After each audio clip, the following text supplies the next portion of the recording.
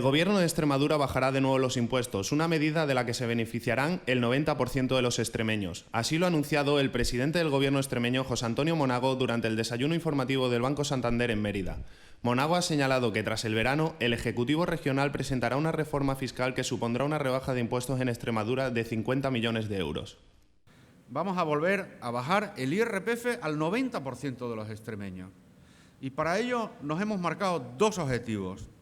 El primero, reducir como mínimo el IRPF un 15% de media para rentas inferiores a 24.000 euros y el segundo, devolverles anualmente a los extremeños más de 300 euros.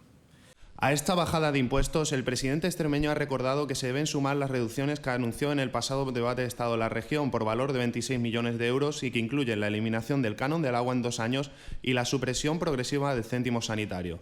Por último, el presidente Monago ha indicado que tanto Extremadura como España necesitan la implicación de las entidades bancarias como base de la recuperación económica del país.